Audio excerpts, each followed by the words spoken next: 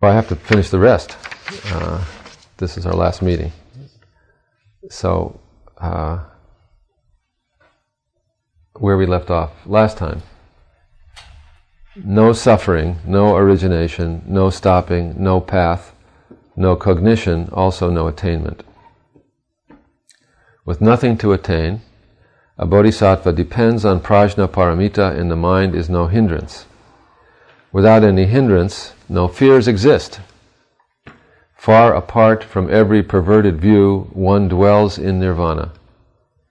In the three worlds, all Buddhas depend on prajna paramita and attain unsurpassed, complete, perfect enlightenment. Therefore know the prajna paramita is the great transcendent mantra, is the great bright mantra, is the utmost mantra, is the supreme mantra, which is able to relieve all suffering, and is true, not false. So proclaim the prajna paramita mantra, proclaim the mantra that says, Gate, gate, paragate, parasangate, bodhisvaha. So that's my text for tonight.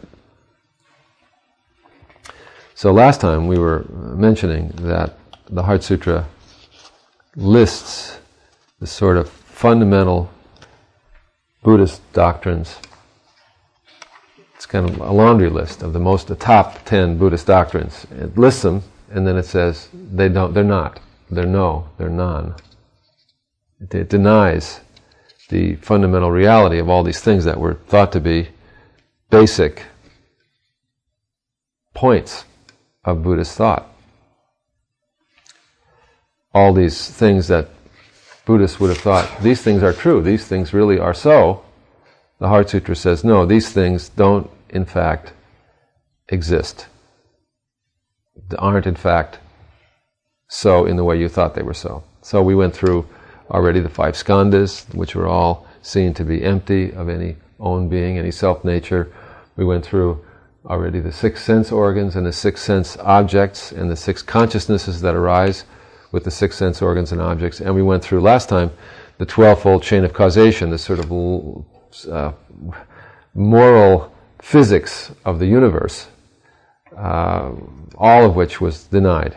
Not only were the 12-fold chain denied, but the possibility of reversing the chain and entering the unconditioned was also denied. So all these things were said to be empty. Now, I'm repeating again, for those of you who heard me say this 10,000 times during these lectures, and fortunately we have some new people who haven't heard me say this 10,000 times, so I'll say it for the first time for you, that empty doesn't mean nothing, void, cipher, zap, zero. It doesn't exist, it's illusion. It doesn't mean that. To say that something is empty means that something does exist, but it exists in a mode radically and fundamentally different from the mode in which we think it exists, in which we are absolutely sure it exists, not only in our belief system, but in our guts, in our whole very acts of perception. We think things exist in a particular way, but they exist in a mode of existence radically different from that way that we think they exist. So, how do we think things exist? We are really convinced in our guts, fundamentally, that things are separate, fixed, independent, solid, weighty, out there. That's the world we live in. That's what we think. But things aren't like that, the HeartSutra is saying. Things are not like that. They are all only fluid, connected, flowing reality. It's a flow. It's a watery world, not a world of fixed objects. So we could say, in this sense, literally, no thing, nothing, no thing exists. Because thing means something ripped out of the fabric of the world, like me or you. But that thing doesn't exist. everything is empty of any separate, independent thingness and full of connection and flow. That's what I meant when we were sitting, and I said we're all, every one of us is a bright space on which everything in the world converges. We're not a separate thing. Our life is part of a flow. So that's what I've been saying, all along. So that's a little bit review from before. And now, in the passage that I just quoted, we have yet another item of Buddhist philosophy that is now enumerated, and it's being enumerated so that it can be denied, these things have a fixed reality. And this next point of doctrine is the Four Noble Truths, which are really the cornerstone of all of Buddhist thought, is the Four Noble Truths. So, first truth is the truth of suffering. Now, that all conditioned existence, all things are suffering, doesn't mean that everything is depressing and negative, and if we don't think so, we're kidding ourselves. It doesn't mean that. Because we all know, through our personal experience, that although we may experience a certain amount of suffering and depressing, negative, difficult things, we also experience a certain amount of joy and delight, in life. There's plenty of joy and delight in life. So, the truth of suffering is not telling us that we don't feel that when we feel it. It's not denying that. What it's saying is that because of the way we are constructed as human beings, because of the very nature of our human consciousness, we experience an underlying sense of anxiety or restlessness if we really, really look, even in moments of happiness. Because we sense the ungraspability of our experience, and especially its temporariness. We know that this moment of happiness, however beautiful it may be, is fleeting, and that's okay, but also on some level it bothers us, sort of existentially, it bothers us. Then, of course, that's not mentioning all the unhappiness that is possible in life, which does kind of sometimes pile up, all the loss, all the death that happens. More of it as one grows older and becomes more aware of people in one's life growing old and dying. There's the frustration in small and large ways, dishonor. Anyway, make your own list. Everybody has their own favorites. There are plenty of reasons why the truth of suffering also is suffering. Obvious suffering, but even the not so obvious suffering is suffering. All experience is marked with impermanence and ungraspability without exception, and therefore all conditioned reality, whether it's pleasant or unpleasant or neutral, joyous, depressing, it's all called dukkha, suffering, and that's the first truth of the Buddha. Sort of the cardinal principle. When we look at Buddhist map of mind, we'll see that it all flows from that principle. The whole way that the Buddha thought to explain the nature of mind has to do with suffering and the overcoming of suffering. The second truth is what's the cause of the suffering, and it's the truth of origination or cause of suffering. Now, in the earliest layers of the Buddhist teaching, it was said that desire is the cause of suffering. But as the discussion in Buddhism went on further over the generations, it became more subtle, and this desire, which at first may have been thought to be sensual desire, which is what we usually mean when we say desire, it really was a deeper question of the unconscious desire that things be graspable and that they will last. That desire, that need for things to be other than they fundamentally are, is the cause of suffering. And this desire is constant, and therefore the suffering is constant. And the third of the Noble Truths is the truth of stopping, suffering, origination, stopping, which is to say, once we discover the cause and reverse it, then we can suppress the result. So, no cause, no suffering. So, in terms of the HeartSutra, seeing the empty nature of phenomena, seeing the real, true aspect of things as they are, seeing that, in fact, our endless desire to grasp the ungraspable is ridiculous, since there is nothing that could ever be grasped. Our endless desire that things would last is ridiculous, since there is nothing that ever could last, everything being just a flow, a non-entity in a literal sense. If we see this fact fully, experientially, certainly, then there's stopping of suffering. And then the fourth truth is the truth of the path, the way to realize the stopping of the cause of suffering and find peace.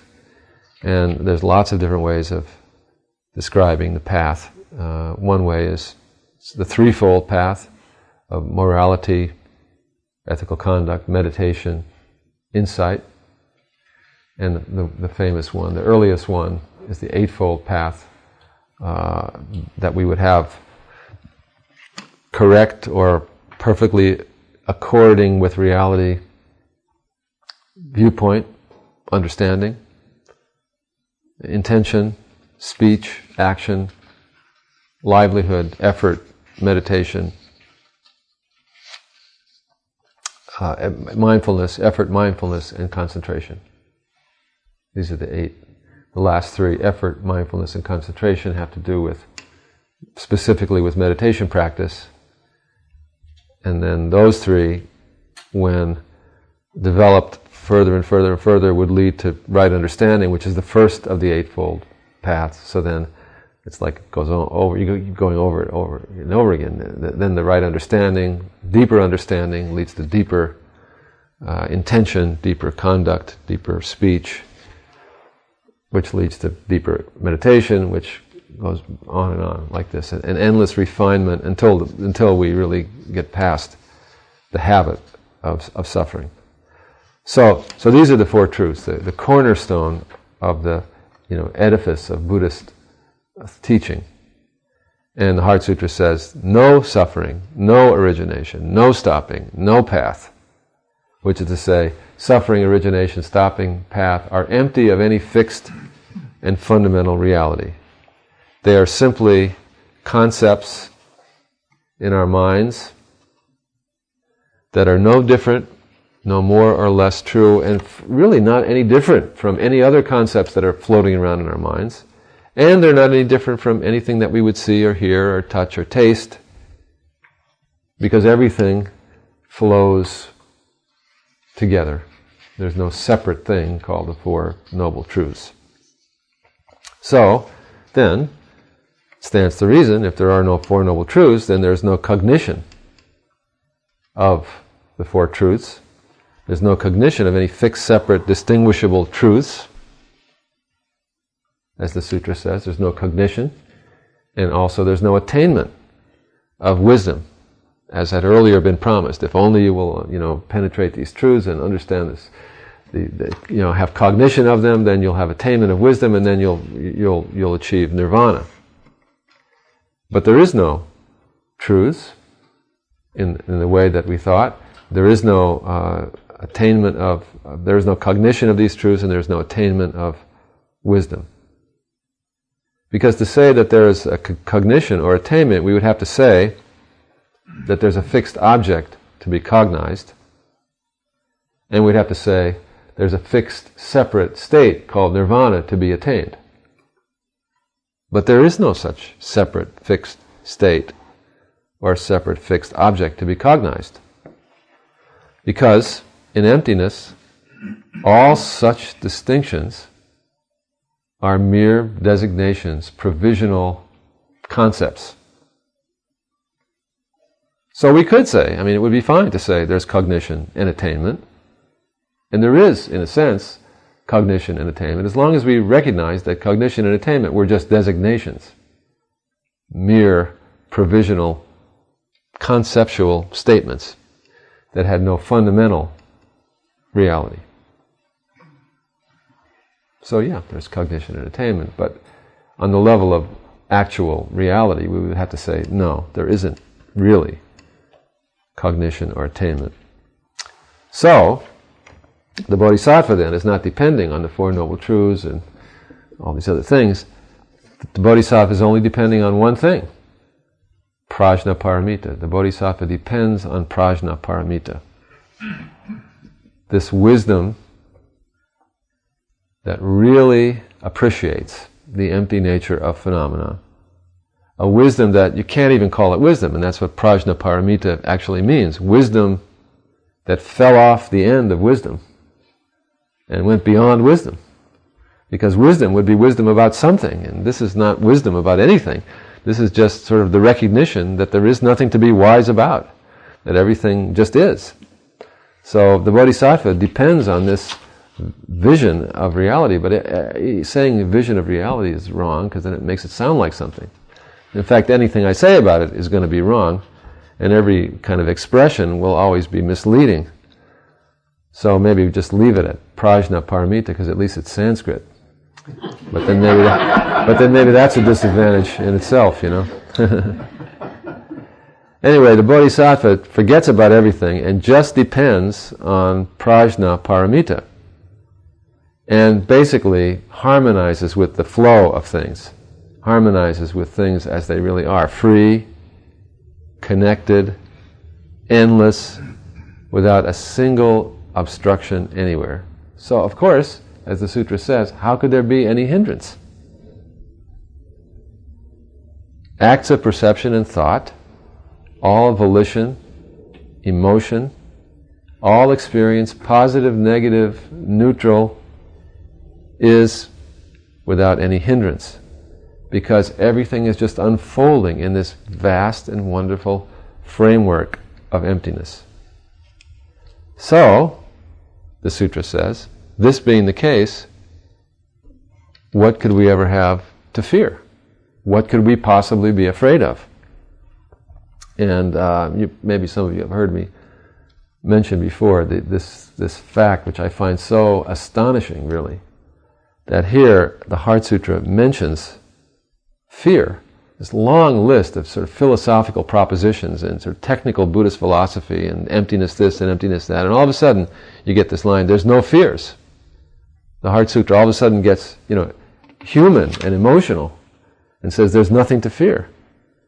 It's really kind of astonishing and stunning to me that this no fears exist is here. And reflecting on this fact over the years, I've come to appreciate the strong and necessary association of fear with the first noble truth of suffering. In other words, part of the first noble truth, part of the suffering is that we live with a strong, pervasive fear. I think it's really common, Fear seems to be sort of endemic to human experience. Think about it, with our sort of knee-jerk fundamental experience that we are separate.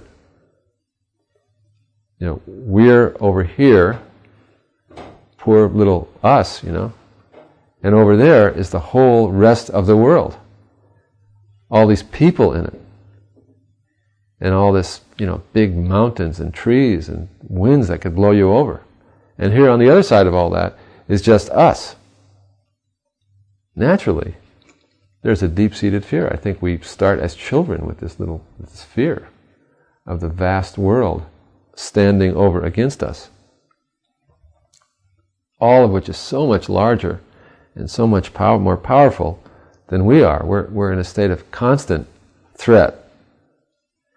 And you could look at the world and think about the world that we've all grown up in.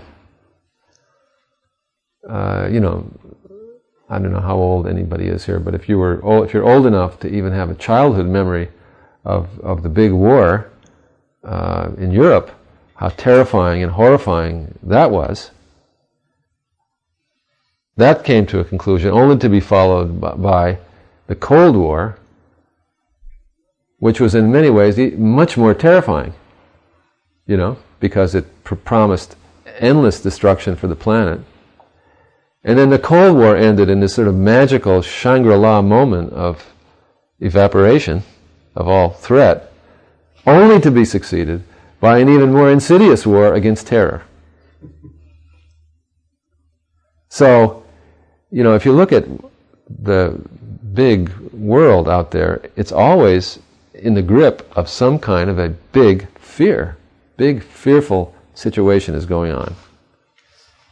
Now, I'm not saying that, and I think this is a very accurate projection of the fear that is sort of at the heart of our humanity.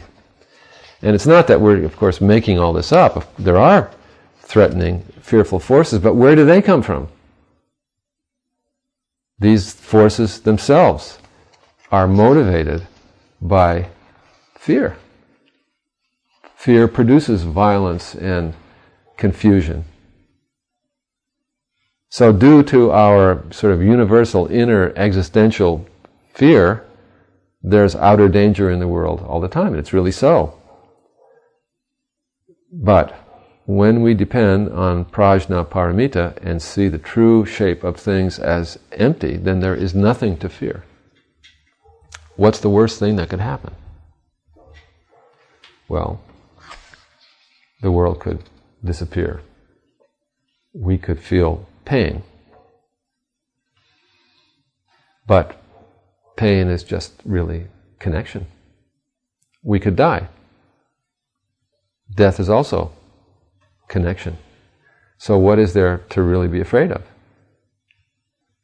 The sutra says, doesn't matter what's going on. There is nothing to fear. That's what the sutra is telling us. If we really understand the world in this way, there is literally nothing to fear, regardless of conditions. And you may ask, do you really think that's possible? To actually live in the world in that way? Well, since you ask, I would say yes and no.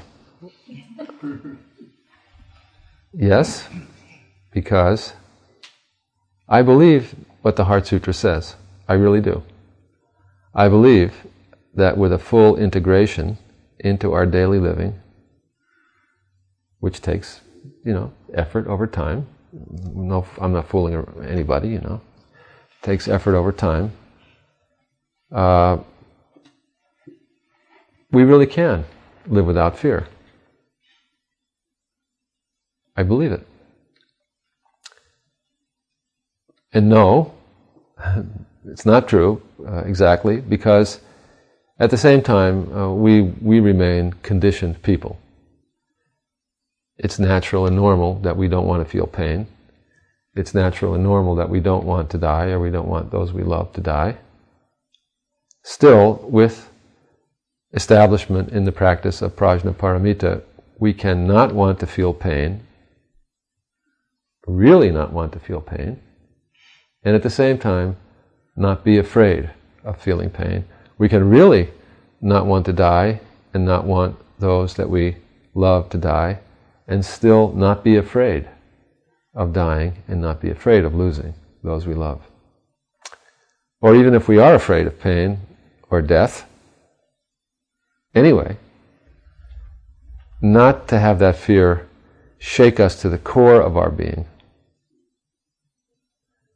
but just to be a fear at the surface, which we feel as that, as a human feeling of fear at the surface of our mind, and we can feel at the same time a deep calm and fearlessness underneath. I think that really is possible. So, yeah, I do think the HeartSutra is not just some idealistic religious text for monastics living in some idealized universe, but I think it's really a possibility for a person, an ordinary person. Then the sutra says, far apart from every perverted view, one dwells in nirvana. So when you see things as fixed, thingly, separate, This is called a perverted view, or maybe a better translation would be an inverted view. It's actually an upside down. I mean, in other words, we see the world in the mirror opposite of what it is. So it's like we're living in an upside down world. We're all walking around on our heads, The whole world is upside down. It's an inverted view. Our view of the world is inverted. So when we see the real nature of the world as empty, then we turn the world right side up. And instead of this anxiety and restlessness and sort of subtle and sometimes not so subtle desire, we have peace. That's what nirvana is. The flame of our restless passion is burned out, and we course in nirvana. We are living, apparently, in the conditioned realm, but we're living in it with an unconditioned feeling, with an unconditioned understanding. Then it says, in the three worlds, all Buddhas depend on prajnaparamita. The three worlds, in Konza's translation, he's working from the Sanskrit. The translation that we chant is a translation from Sino-Japanese. So it's different in some ways, because you always change something in translation, right? So the Chinese, when they translated from Sanskrit, lost something or changed things around. So this could be the three worlds or the three times. The three times are the past, present, and future. And the three worlds are the world of desire, meaning the ordinary world that we live in, the world of rupa, or a pure form, almost like a Platonic world, of a purified world, purified by meditation. And then there's the third world is arupa, a world beyond form, which is also a world that is accessible through trance states. So anyway, it's just a detail, doesn't matter.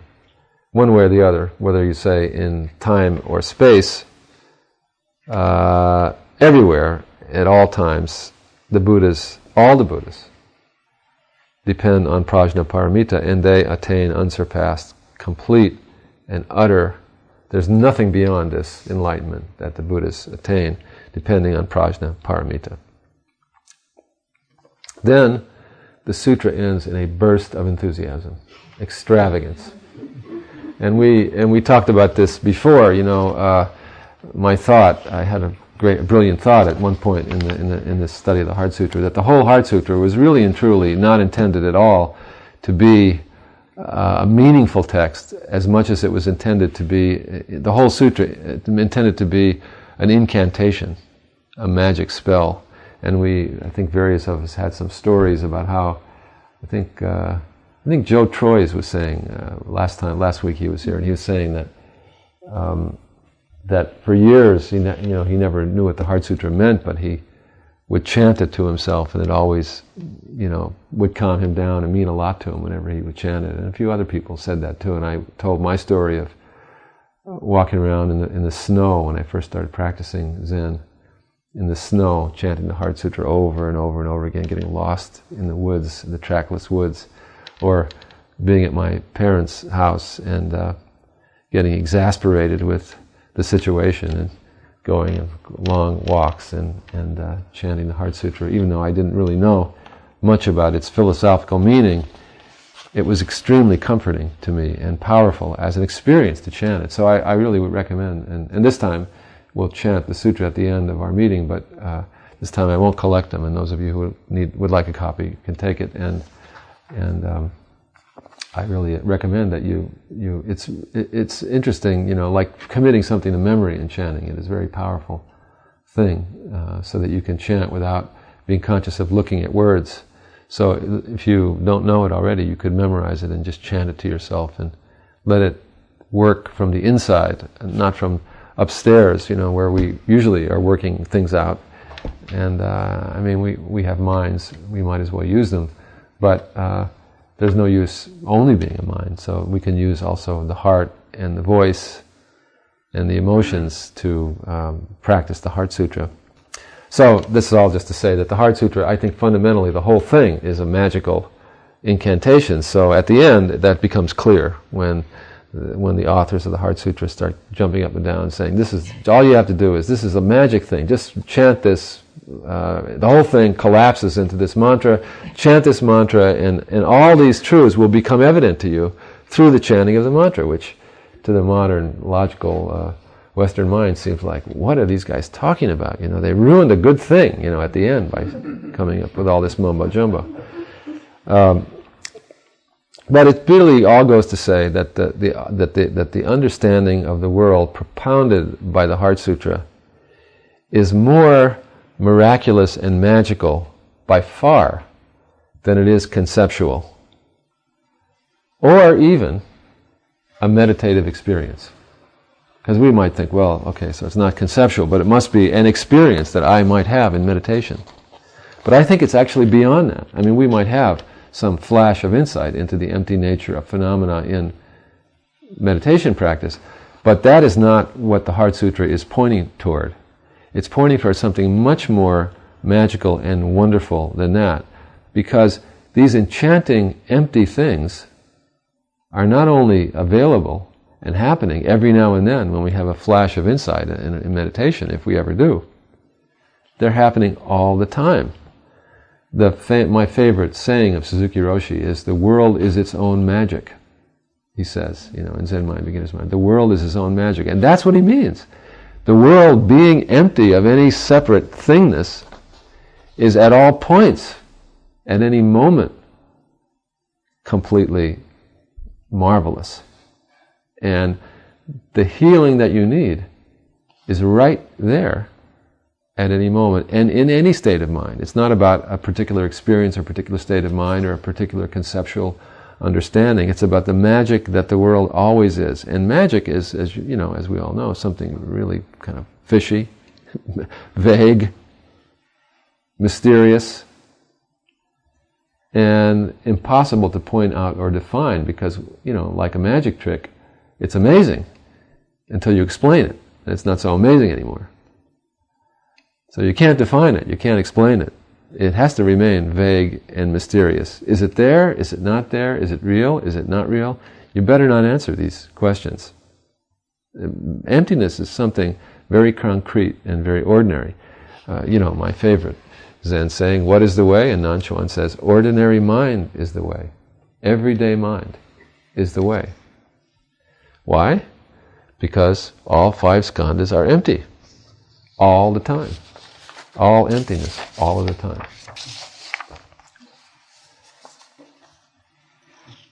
time.